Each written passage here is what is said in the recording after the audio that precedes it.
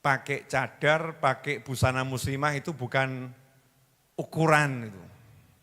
Mau merendahkan cadar dan hijab. Maka Buya Hamka rahimahullah menjawab, ya memang orang itu akan dipertemukan dengan kesenangannya,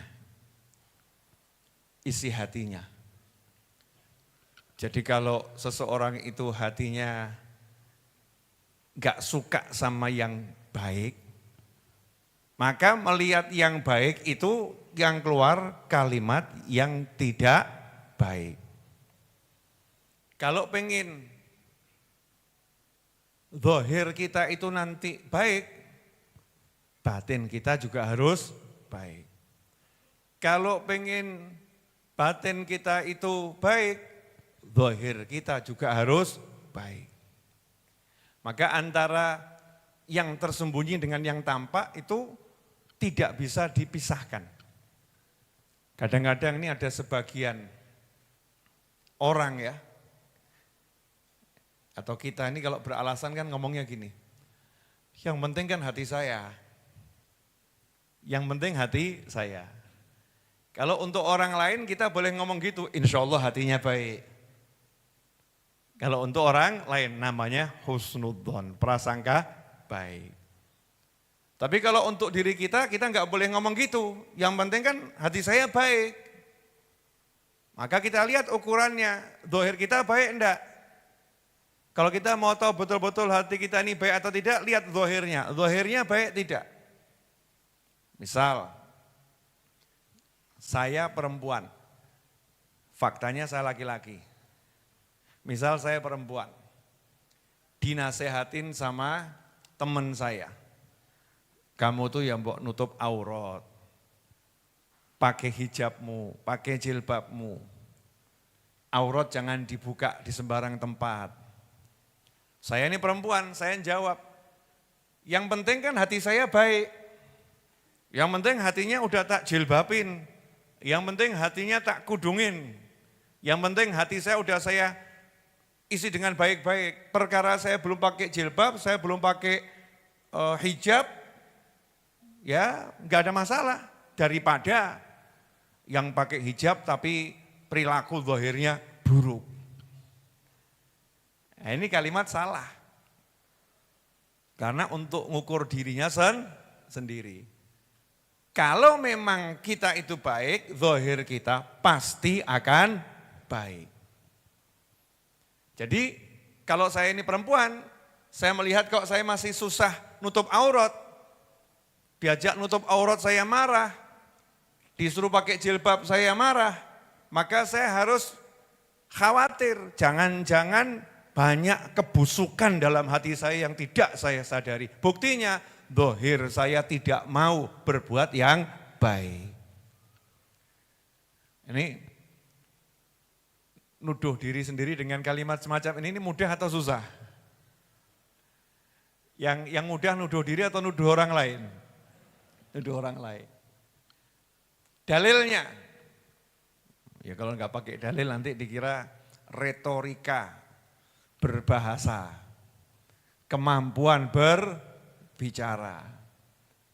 Dalilnya adalah suatu ketika baginda Nabi Muhammad sallallahu alaihi wasallam beliau menyaksikan seseorang yang sholat sambil dia tangannya pegang-pegang jenggotnya. Ya, sholat sambil tangannya pegang-pegang jenggotnya. Sebentar pegang jenggotnya lagi. Maka Nabi menyatakan SAW, "Lau khasya'a qalbu hadha, la khasya'at jawarihuhu." Seandainya orang ini yang sholat ini, karena di depan Nabi itu sholatnya SAW. Oke, sholat sunnah itu ya. Seandainya dia itu sholatnya khusyuk, hatinya khusyuk, seandainya hatinya khusyuk, maka tentu anggota tubuhnya juga akan ikut khusyuk. Khusyuknya anggota tubuh itu apa? Tidak bergerak. Seandainya hatinya khusyuk, tubuhnya akan khusyuk. Maka kalau ada orang itu tubuhnya khusyuk, itu tanda hatinya khusyuk. Karena yang bisa dihukumi apa yang tampak dalam pandangan syariat itu menghukumi yang kelihatan. Yang enggak kelihatan enggak bisa dihukum pakai syariat.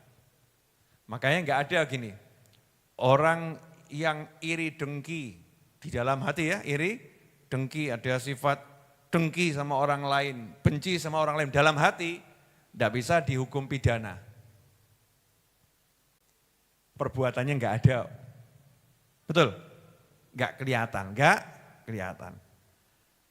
Tapi kalau kemudian dia benci, mukul orang, nah ini mukul ini adalah bentuk perbuatan fisik zahir. Bukti kalau hatinya ada sesuatu, maka dia dihukum sesuai perbuatannya itu.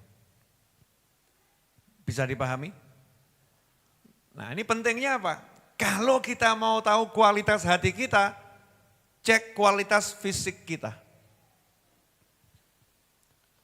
Contoh, hatinya baik atau buruk. Almarhum Hamka, ya Haji Profesor Dr. Haji Buya Hamka, almarhum rahimahullah, semoga Allah merahmatinya di alam barzah sana. Pernah didatangi seseorang yang mengatakan, itu orang yang wanita-wanita yang enggak baik di tanah Arab sana, itu ya pakai cadar. Ya kudungan rapat. Maksudnya mau mengatakan enggak ada bedanya gitu loh. Pakai cadar, pakai busana muslimah itu bukan ukuran itu. Mau merendahkan cadar dan hijab. Maka Buya Hamka rahimahullah menjawab, ya memang orang itu akan dipertemukan dengan kesenangannya,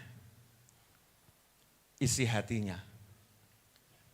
Jadi kalau seseorang itu hatinya gak suka sama yang baik, maka melihat yang baik itu yang keluar kalimat yang tidak baik. Kalau seseorang itu dia hatinya enggak baik, nanti dia akan dipertemukan dengan hal-hal yang enggak baik. Buya Hamka kemudian berkata, saya ke Amerika dan saya tidak temukan satupun pelacur di sana. Yang ngomong tadi jawab, kok bisa? Amerika itu kan negara yang masih banyak kekufuran, kerusakan, kok enggak ketemu pelacur bagaimana? Ya karena saya itu sukanya yang baik-baik, alhamdulillah di sana ketemunya orang yang baik-baik. Ini jadi penting ya, kalau kita mau tahu diri kita ini baik atau tidak, cek saja yang duduk sama kita. Kita ini sukanya duduk sama siapa? Makanya hati-hati kalau teman duduknya itu, mohon maaf, tayangan-tayangan yang gak baik. Itu ciri-ciri kita memang gak baik. Kalau teman duduknya itu obrolannya yang haram, berarti memang kita itu masih banyak yang haram. Tapi kalau teman duduknya itu baik, berarti kita insya Allah orang yang baik. Ini dari zahir itu kelihatan. Kelihatan batinnya seperti apa. Tapi kalau mau ngecek batin bisa enggak? Enggak bisa. Batin kita sendiri jangan ngaku-ngaku. Hatiku resik, tolok ukurnya apa? Hati saya baik, tolok ukurnya apa? Sholatmu khusyuk enggak? Kamu bisa lihat orang lain itu enggak punya keburukan, bisa enggak? Hati yang baik akan melihat orang lain baik. Al-ina yarsyah bima fih. Wadah itu hanya akan mengeluarkan isinya. Kalau isinya kopi ya enggak mungkin keluarnya susu. Kalau isinya air got enggak mungkin keluarnya kopi. Jadi kalau hati kita itu baik, nanti dari pandangan kita lihatnya yang baik, baik. Pendengaran kita akan dengar yang baik, baik. Ucapan kita akan baik, baik. Tubuh kita akan berbuat yang baik kalau hati kita baik. Maka ketika mata kita ini kok diajak lihat yang baik, susah. Diajak mendengar yang baik, susah. Diajak ngomong yang baik, susah. Tubuh kita diajak berbuat baik, susah. Itu tandanya hati kita belum baik. Nah, apa ini fungsinya punya indikator ya, tolok ukur semacam ini? Karena kalau sampai batin kita ini enggak baik, susah selamat dunia dan susah selamat akhirat. Kenapa? Sesungguhnya Allah tidak melihat kepada bentuk fisik kita. Tapi yang dilihat adalah hati kita. Bentuk fisik loh ya, bukan perbuatan zahir, bukan. Bentuk fisik, ganteng, cantik, buruk rupa, tubuh sempurna, tubuh enggak sempurna, bukan itu. Tapi hatinya yang dilihat. Kalau hatinya baik, Allah lihat dengan pandangan rahmat. Kalau hatinya buruk, Allah palingkan pandangannya dari orang tersebut. Bu,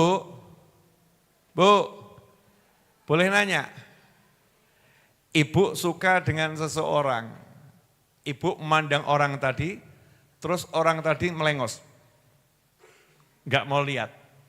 Padahal ibu seneng banget sama orang tadi, sayang banget sama orang tadi. Kira-kira hati ibu biasa atau hancur? Sakit atau enggak sakit? Sakit ya. Jadi kalau orang yang kita sayangi, orang yang kita cintai, enggak mau lihat kita terus melengos, memalingkan pandangan, maka kita akan terluka. Bayangkan bagaimana kalau Allah memalingkan pandangan dari hambanya. Allah enggak mau lihat. Innallaha jamil yuhibbul jamal. Allah maha indah, Allah maha mencintai yang indah. Makanya membuat hati kita baik, membuat hati kita bersih.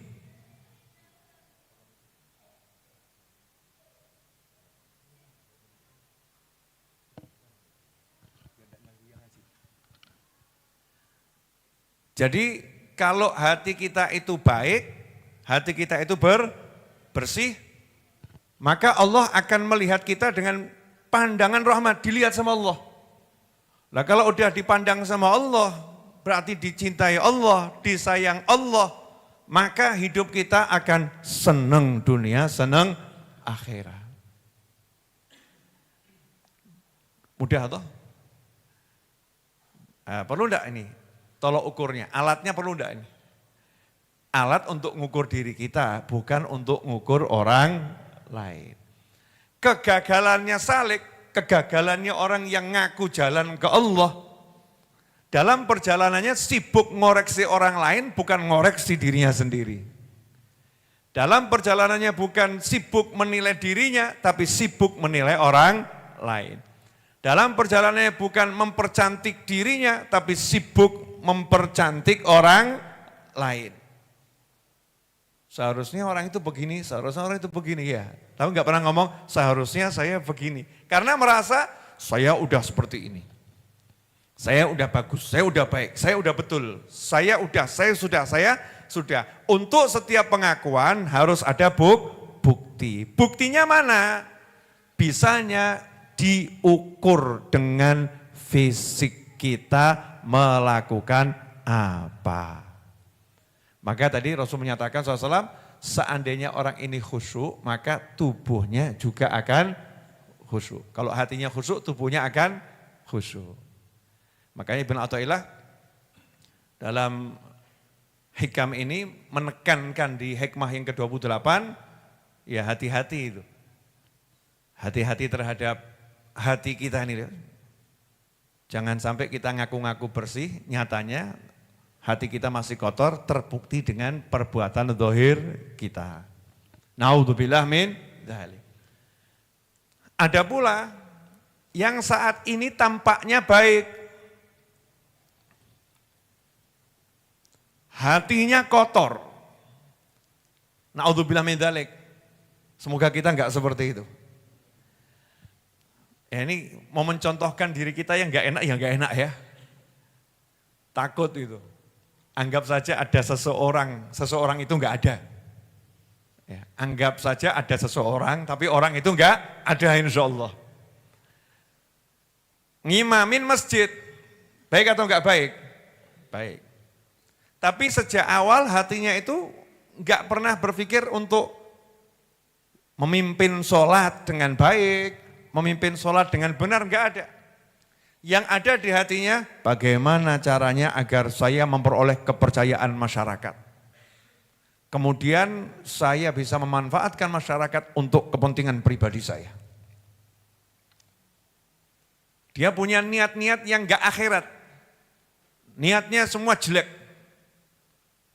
Biar mereka mengeluh-elukan saya, biar mereka mengagungkan saya, biar mereka nanti nurut sama saya, sehingga saya bisa permainkan mereka semau saya. Ini niatnya enggak baik. Niatnya jadi imam itu. Niatnya jadi penceramah itu. Niatnya jadi guru itu. Sementara masyarakat yang dibohongi tadi, lihatnya apa? Ini orang baik. Ini orang pinter. Ini orang soleh. Ini orang luar biasa. Masyarakat melihatnya. Tapi yang namanya tubuh manusia, zahirnya manusia, itu tidak mungkin tidak selaras dengan hatinya. Kalau hatinya busuk, tubuhnya pasti akan membusuk. Kalau hatinya jelek, tubuhnya pasti akan jelek. Setahun, 2 tahun, sekian, sampai tua. Semua orang tertipu. Tapi Allah enggak bisa ditipu. Di akhir usianya, isi hatinya itu dibongkar sama Allah Ta'ala. Di akhir usianya tiba-tiba tidak mau jadi imam. Di akhir usianya tiba-tiba tidak mau sholat. Di akhir usianya tiba-tiba mencela-cela sholat. Naudzubillah min dzalik. Kok bisa? Awalnya ahli sholat kok akhirnya begitu. Nah itu dikatakan oleh Habib Abdullah bin Al-Haddad radhiyallahu ta'ala anhu, karena di dalam hati orang tersebut sebetulnya tidak ada niatan baik, niatannya jelek. Itulah yang dikatakan dalam hadis oleh Nabi Muhammad SAW, ada orang yang melakukan amal kebajikan sehingga antara dia dengan surga tinggal selangkah. Namun catatannya mendahului dia sehingga dia melakukan keburukan dan akhirnya dia meninggal dalam keadaan melakukan keburukan dan dia pun masuk neraka. Naudzubillah min dzalik. Ada pula orang yang dia melakukan amal kejahatan, keburukan, antara dia dengan neraka tinggal sejengkal, 1 langkah lagi masuk neraka. Tapi amal catatan dirinya datang, dia pun di akhir usianya melakukan kebaikan, kemudian meninggal dunia, dia pun masuk surga. Nah itu gimana ini? Jawabannya adalah, ya tadi yang hatinya busuk, dia gunakan penampilan fisik untuk mengelabui orang lain, kebusukan hatinya dibongkar oleh Allah di akhir usia. Ada pula orang yang hatinya baik, tetapi fisiknya itu belum bisa ikut. Bukan enggak mau ikut, belum bisa ikut. Jadi gimana? Kadang baik, sering buruk. Kalau pas buruk, sedih. Karena hatinya baik. Di akhir usianya tiba-tiba tobat, berangkat ke masjid, pas sholat meninggal dunia. Kenapa bisa begitu? Karena dari awal hatinya enggak pernah jelek. Dari awal hatinya baik. Nah itu kalau kita untuk ngukur orang lain. Nah kalau untuk ngukur diri kita sendiri, gak boleh ngomong gitu. Hatiku apik kok. Ki mendem ki aku ora seneng, aku wong apik. Gak boleh gitu. Nanti gak tobat. Ngrasani ku mau nglambeku. Una hatiku aslinya apik. Gak bisa. Kalau untuk diri sendiri, kita lihat kok mulut kita masih suka ngomong yang gak baik, berarti hati kita belum baik. Jelas ibu-ibu? Bu, jelas?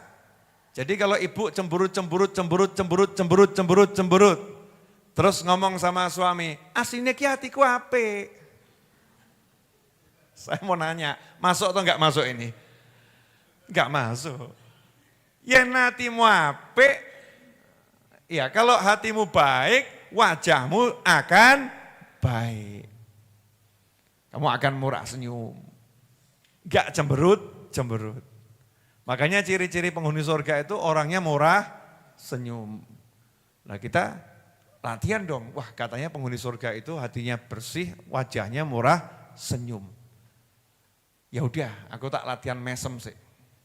Latihan. Kamu kok suka senyum-senyum kenapa?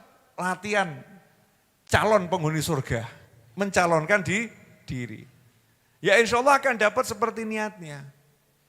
Karena yang didzohir ini bukti tentang isi hati. Kemudian juga ada pelajaran yang mahal. Wah ini buat orang tertentu dikira, wah ini kasyaf ini, penyingkapan batin. Oh ini mampu membaca hati orang. Padahal bukan itu. Paras wajah seseorang itu enggak bisa ditutupi. Semua isi hatinya ada di wajahnya. Waduh, kok bisa gitu gimana? Ya karena yang di hati, kalau ada istilah dari mata turun ke hati kan, nah ini dari hati nempel di wajah. Dari hati nempel di wajah. Wajahnya orang yang suka nipu kelihatan. Wajahnya orang yang suka bohongin orang kelihatan. Dari wajahnya ini. Siapa yang bisa baca? Apakah orang yang punya kekeramatan? Enggak, ini enggak bab keramat. Ya, bab memang matanya jeli melihat. Ya, matanya jeli melihat karena paras wajah ini tidak bisa menyembunyikan isi hati. Nah, ini buat orang-orang yang sudah fokus sama hati, nanti akan kelihatan. Wajahnya orang itu akan kelihatan dan itu jadi masalah. Jadi masalah bagaimana? Nah, kalau ternyata wajahnya di depan ini wajah penipu. Wajah penipu. Enggak boleh ngomong, oh kamu memang penipu. Enggak boleh. Tugasnya ngapain? Dandanono. Jadi yang mampu membaca wajah orang itu bukan untuk menghina orang, bukan untuk menjelekkan orang, bukan untuk menjatuhkan orang, bukan. Tapi untuk ngerti. Oh ini wajah orang lagi susah nih, kelihatannya ketawa-ketawa. Ketoke kaboten utang iki. Ya beres no. Oh ini wajah penipu ini suka nipu temennya ini. Waspada terus dandanono. Perbaiki biar dia jadi orang yang betul. Tugasnya begitu, bukan sebagian oknum yang mengartikan, oh kalau tahu wajah kita bisa ngomong, wajahmu begini toh, kamu begini toh, buat nebak-nebak orang. Ya kalau benar seneng merasa sesuatu, ya merasa sesuatu. Na'udzubillah min dzalik. Sampai di sini bisa dipahami? Bu, bisa? Bisa baca wajah suaminya enggak?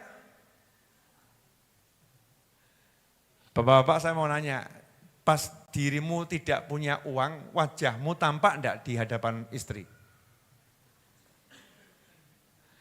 Lagi enggak megang duit banyak gitu loh. Kalau ketemu istri itu langsung paham enggak istrinya? Bu, kalau suami lagi enggak punya duit, ibu paham enggak? Paham. Katanya paham. Nah, kalau paham harusnya minta duit atau enggak minta duit? Oh minta. Ya fungsinya paham kan untuk memahami, oh ini wajahnya kelihatan lagi enggak punya duit, ya jangan minta duit. Nah ini kalau oknum istri, orang peduli. Ojo lali loh ya, ojo lali. Kayak orang dibayar. Wis ngerti bojone enggak ada duit. Tahu suaminya wajah enggak punya duit. Tambah diingatkan, ingat loh ya, ini belum dibayar, ini belum dibayar, ini belum dibayar, ini belum dibayar, ini belum dibayar, ini belum dibayar. Semua yang belum dibayar justru diingatkan. Oknumnya hadir enggak ini? Nah harusnya kalau bisa baca wajahnya suami, ngerti begitu, tugasnya adalah berempati. Ya berempati, oh ini lagi enggak punya duit. Ya jangan bahas urusan duit, pijeti. Masya Allah, didulangi. Ajib atau enggak ajib? Wajib. Wah suaminya Masya Allah, dia paham aku enggak punya duit. Dia ngerti. Semangat suaminya. Besoknya kerja lebih keras lah lagi. Kenapa ngerti? Kalau pulang ada yang mijeti. Nah kalau ternyata istri itu sama debt collector hampir sama.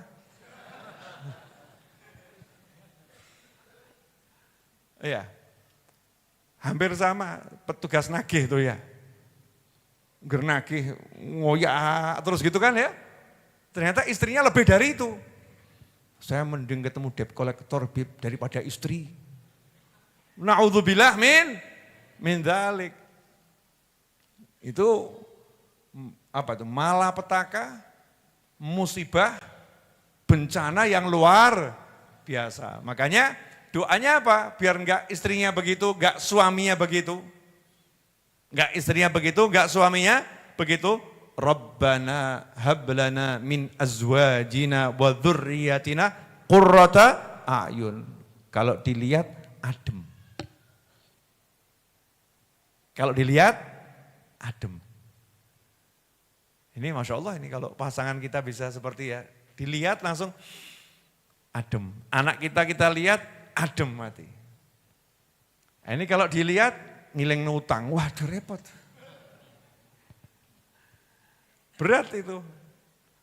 Na'udzubillah min dzalik. Makanya kalau udah ada orang zahirnya baik, kita nggak boleh ngomong, Allah itu cuman kamuflase. Wah itu pura-pura saja itu. Palsu itu palsu. Itu hatinya itu aslinya elek itu. Lagi dia cari muka. Apa istilah itu yang modernnya itu? Pencitraan. Itu lagi pencitraan, enggak boleh. Islam enggak boleh. Umatnya itu enggak boleh menilai orang yang baik dilabeli pencitraan, enggak boleh.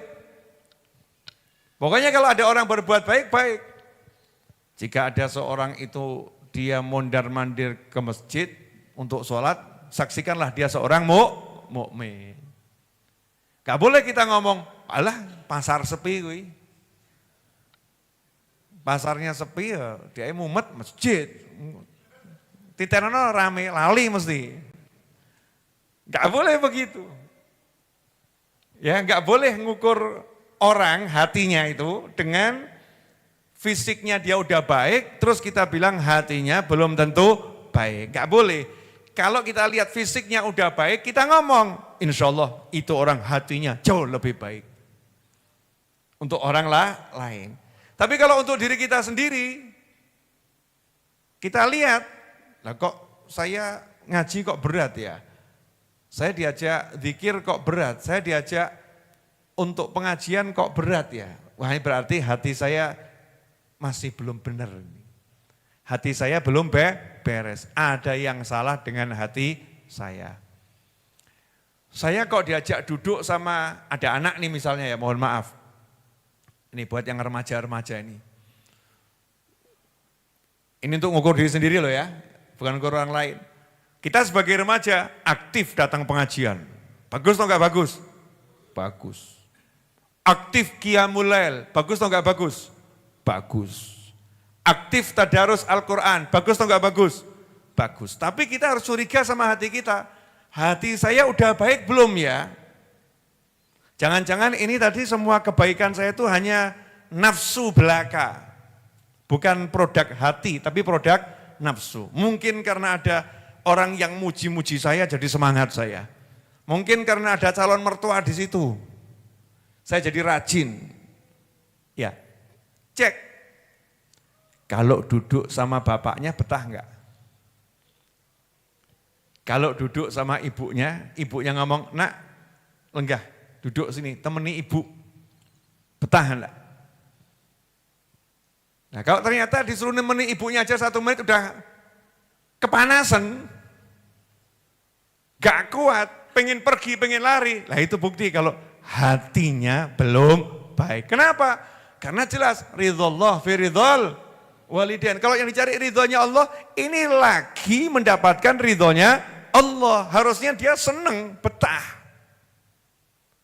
Jadi kalau kita mau ngukur hati kita gitu caranya. Gampang.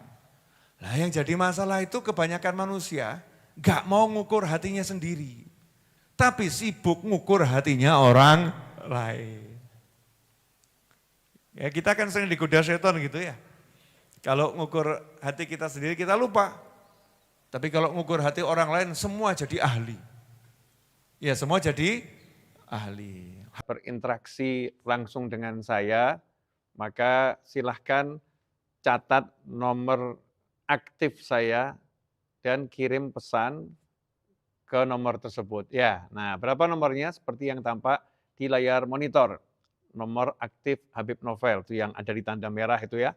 Nomor aktif Habib Novel, 0851 906 44851. Ya, 0851 906 44851. Antum bisa WA sekarang juga ke saya, mau menyapa saya, mau bertanya kepada saya, silahkan langsung ketik saja ke nomor tersebut. Atau antum bisa ketik di browser, ya untuk bertanya ya, bisa ketik di browser tanyahabib.com, seperti yang tampak di layar monitor. Nah, Anda bertanya, Habib Novel menjawab. Ketik di browser www.tanyahabib.com.